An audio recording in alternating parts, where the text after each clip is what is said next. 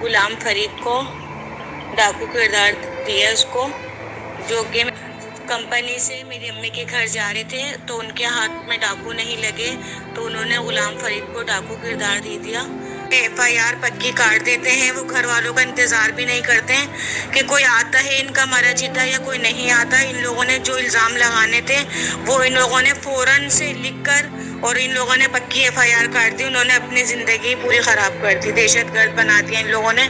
जो मेरी अम्मी के घर पे जा रहे थे आते हुए चाली मुकाबला इन लोगों ने दिखाया कि गुलाम फरीद डाकू है, जो वो नहीं है गुलाम फरीद डाकू।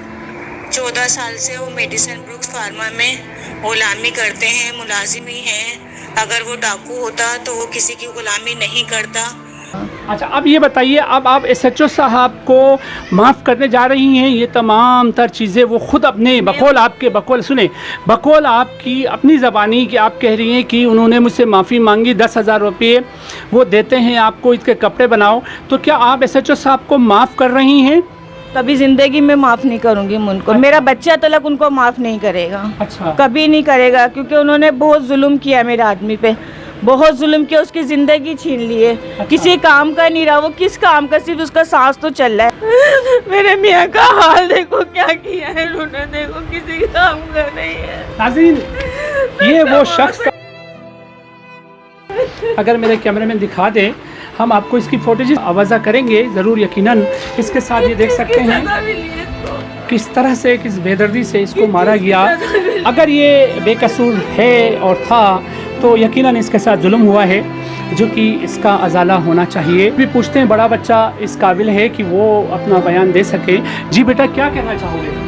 अस्सलाम वालेकुम। मैं ये कहना चाहूँगा कि ये सब बिल्कुल गलत हुआ है। मैं कौन सा इतना बड़ा हो गया कि मैं कमाने चले जाऊँगा, लेकिन इन लोगों ने सारी कसर निकाल के उसको मुझे बना दिया, उसको अपाहिज कर दिया, उसको मैंने घर की रौनक सारी छीन ली।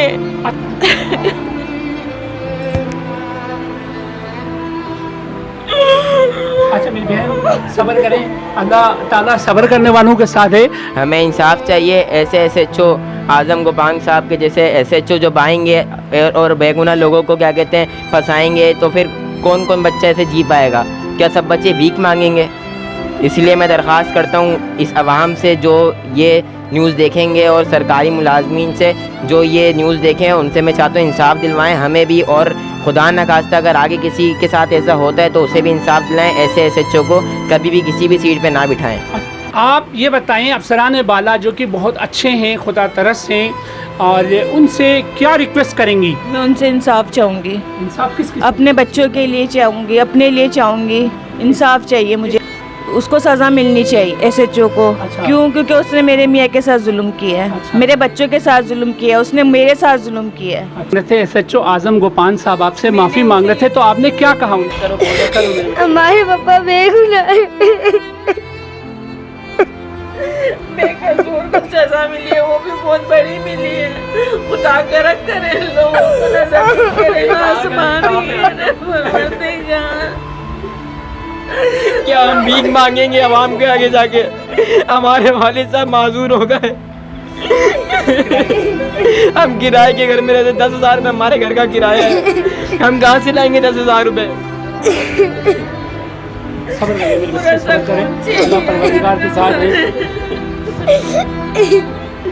ये देख सकते हैं नाज़रीन किस तरह से गहराम मचा हुआ है, किस तरह से फैमिली जो है वो किस दुख में है इस वक्त। यकीनन दुख की बात है, ये गहराम तो मचना ही होता है जहाँ नाइंसाफ़ी हो। जिस माशरे में इंसाफ नहीं मिल रहा होता है वहाँ यकीन जानिए ऐसा ही होता है। इसी तरह के हालात देखने को और सुनने को मिलते हैं। उसको पैरालाइज कर दिया, उसको माजूर कर दिया, उसने बच्चों का सुकून छीन लिया, मेरा सुकून छीन लिया। इसी बात की माफ़ी मांग रहे हैं ना वो। क्यों? क्योंकि उससे गलती हुई है।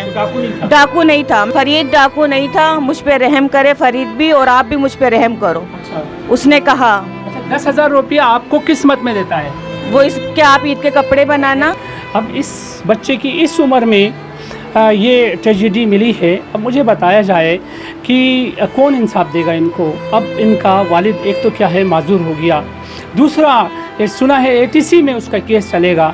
एक बंदा जिसने कुछ किया ही नहीं है बकौल फैमिली के, बकौल कंपनी के, बकौल ये मोहल्ले वालों के जो कि बच्चे कितने हैं? 3 बच्चे मेरे हैं, एक बेटा मेरा ये है क्या बड़ा, उम्र क्या है उनकी? 14 साल का है। अच्छा। एक 11 साल का और मेरी बेटी ये 8 साल की है। इनको इंसाफ कौन देगा?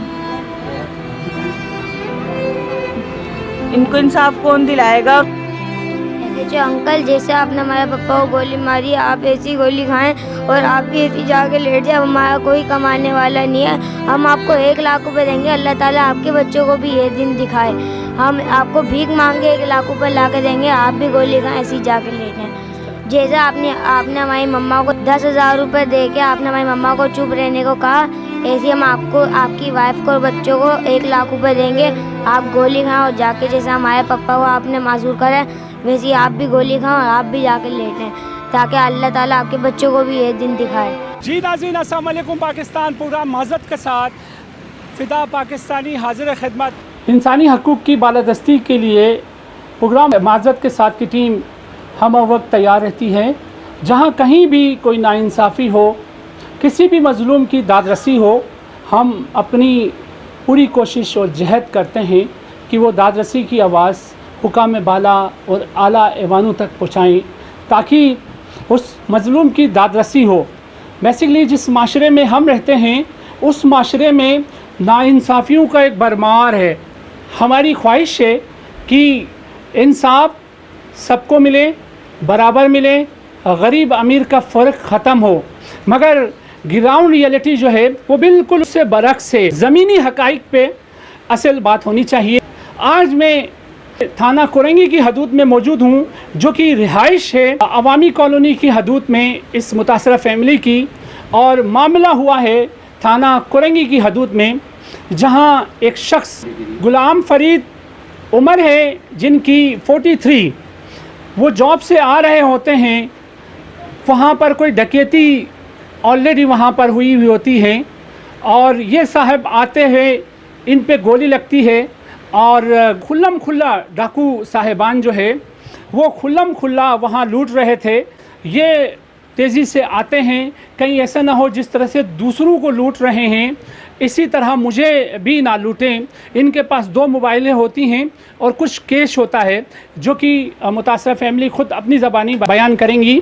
हमारी दरख्वास्त होगी हुकाम बाला से कि इस गरीब घराने को इंसाफ दिला दें। गोली लगने के बाद मुतल्लिका थाने का SHO साहब क्या क्या कहता है, ये सब आइए।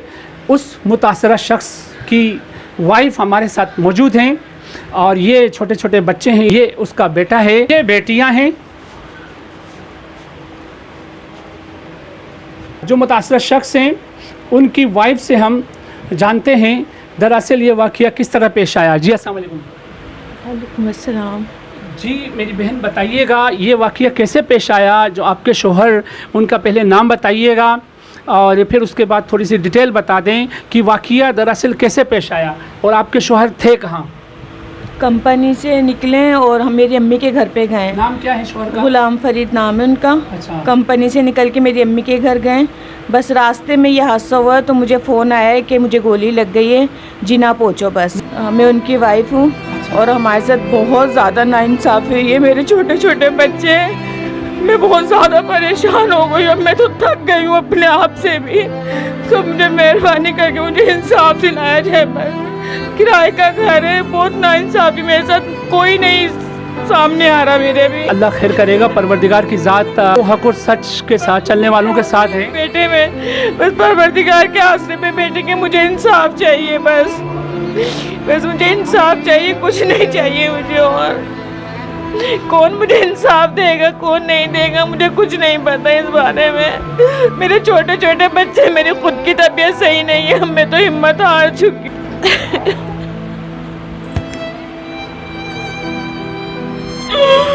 अच्छा मेरी बहन सब्र करें, अल्लाह ताला सब्र करने वालों के साथ है। इंशाल्लाह बेगुनाह हैं तो उनको ज़रूर जो है ना, वो बेगुनाह है, लेकिन इन लोगों ने सारी कसर निकाल के उसको मुझे बना दिया, उसको अपाहिज कर दिया, उसको मेरे घर की रौनक सारी छीन ले। होता क्या है, वो आते हैं, जो भी वहाँ वारदात हो रही थी उसमें किसी किस्म की कोई इन्वॉल्वमेंट होगी इसकी? कुछ भी नहीं है, ये अल्लाह जानता है, अल्लाह का रसूल जानता है। मैं अपने बच्चों की कसम, कुरान की कसम खा के कहती हूँ, वो किसी चीज़ में नहीं है। बच्चा बच्चा गली का गवाही देगा, आदमी आदमी गवाही देगा, हर इंसान गवाही देगा उसका। वो बहुत नेक आदमी, बहुत अच्छा आदमी, शायद उसको उसकी नेकी ही खा गई उसको शायद। अब पुलिस ने आपको क्या कहा, किससे मुलाकात होती है? SHO साहब से आपकी मुलाकात हुई अब तक? जी हुई है। अच्छा, क्या नाम है? आजम गुफान नाम है उनका। अच्छा, तो वो क्या कहते हैं आपको? उसने ये बोला कि मुझ पे रहम करो। SHO कह रहा मुझ पे रहम मुझ पे रहम करो। किस बात पे? रहम, उन्होंने मुझे बस पैसे दिए 10,000 रुपये कि ये कपड़े बना लेना। अच्छा, तो उन पे किस चीज़ का रहम करूं मैं? क्योंकि वो कहता है कि मुझसे गलती हुई है, मुझे माफ़ कर दें। अच्छा, यानी कि ये जो गलती हुई है वो मुझसे माफ़ी मांग रहा है। वो क्यों बचना चाह रहा है? क्योंकि उससे गलती हुई है। अच्छा, उसने मेरा घर का सुकून बर्बाद कर दिया, उसने मेरे घर की रौनक ख़त्म कर दी सारी। ये तो किया, ये बताइए आपसे माफ़ी मांग रहा था, क्यों मांग रहा था? किस बात की गलती? उसको पैरालाइज कर दिया, उसको माजूर कर दिया, उसने बच्चों का सुकून छीन लिया, मेरा सुकून छीन लिया। इसी बात की माफ़ी मांग रहा है ना वो। क्यों? क्योंकि उससे गलती हुई है। डाकू नहीं था। हाँ, वो डाकू नहीं था, फरीद डाकू नहीं था। मुझ पे रहम करे फरीद भी, और आप भी मुझ पे रहम करो। अच्छा, उसने कहा 10,000 रुपया आपको किस मत में देता है? वो इसके आप ईद के कपड़े बनाना। बाकी डिटेल मेरी जेठ से आप पूछें, मेरे भाई मेरे साथ था। भी पूछते हैं, बड़ा बच्चा इस काबिल है कि वो अपना बयान दे सके। जी बेटा, क्या कहना चाहोगे? अस्सलाम वालेकुम। मैं ये कहना चाहूँगा कि ये सब बिल्कुल गलत हुआ है। मैं कौन सा इतना बड़ा हो गया कि मैं कमाने चले जाऊँगा? हमें इंसाफ चाहिए। ऐसे SHO आज़म गोपांग साहब के जैसे SHO जो आएंगे और बेगुनाह लोगों को क्या कहते हैं फंसाएंगे, तो फिर कौन कौन बच्चा ऐसे जी पाएगा? क्या सब बच्चे भीख मांगेंगे? इसलिए मैं दरख्वास्त करता हूँ इस आवाम से जो ये न्यूज़ देखेंगे और सरकारी मुलाजमीन से जो ये न्यूज़ देखें, उनसे मैं चाहता हूँ इंसाफ दिलवाएं हमें भी, और खुदा न खास्ता अगर आगे किसी के साथ ऐसा होता है तो उसे भी इंसाफ दिलाएं। ऐसे SHO को कभी भी किसी भी सीट पे ना बिठाएं। अब इस बच्चे की इस उम्र में ये ट्रेजेडी मिली है। अब मुझे बताया जाए कि कौन इंसाफ देगा इनको? अब इनका वालिद एक तो क्या है, माजूर हो गया, दूसरा सुना है ATC में उसका केस चलेगा। एक बंदा जिसने कुछ किया ही नहीं है, बकौल फैमिली के, बकौल कंपनी के, बकौल ये मोहल्ले वालों के, जो कि अब क्या आपके पापा जो थे वो इस तरह की कोई गलत सरगर्मी में मुलविस रहे पहले? मैं कुरान के ऊपर हाथ रख के कह सकता हूँ, मेरे वालिद एक नातख़्वाह हैं। अपने बचपन से लेकर उन्होंने अपने इतने वाक़े बताए, वो नातख़्वाह हैं। बचपन से हमारे दादा मौज़िन मस्जिद के, जिनका इंतकाल हो गया, अल्लाह ताला उनकी मग़फ़िरत फ़रमाए। हमारे ख़ानदान के हर बंदे नातख़्वाह हैं। मैं ख़ुद नातख़्वाह हूँ, मेरे छोटे बहन भाई, मेरा भाई, हम सब नातख़्वाह हैं अल्हम्दुलिल्लाह। अगर नातख़्वाह हैं तो आप ख़ुद सोच सकते हैं कि ऐसा कोई हरकत करेगा। बेटा क्या कहोगी? वाला से क्या कहोगी पापा के बारे में? इंसाफ चाहिए हम लोगों को, सबको, छोटे से लेके बड़े तक का। मेरे मियाँ का हाल देखो क्या किया है उन्होंने, देखो किसी काम का नहीं है। नाज़रीन, ये वो शख्स था जो कि देखा ही नहीं जा सकता है। अगर मेरे कैमरामैन दिखा दे, हम आपको इसकी फुटेजेस आवाज़ा करेंगे ज़रूर, यकीनन। इसके साथ ये देख सकते हैं किस तरह से, किस बेदर्दी से इसको मारा गया। अगर ये बेकसूर है और था तो यकीनन इसके साथ जुल्म हुआ है, जो कि इसका अजाला होना चाहिए। जाओ रेम, आप बात करो, बोलो करो। हमारे पापा बेगुनाह है। बेकसूर को सजा मिली है, वो भी बहुत बड़ी मिली है। खुदा करम करे लोगों को नजर करेगा आसमान क्या हम भीख मांगेंगे अवाम के आगे जाके? हमारे वालिद साहब माजूर हो गए। हम किराए के घर में रहते, 10,000 रुपये हमारे घर का किराया है। हम कहाँ से लाएंगे 10,000 रुपये?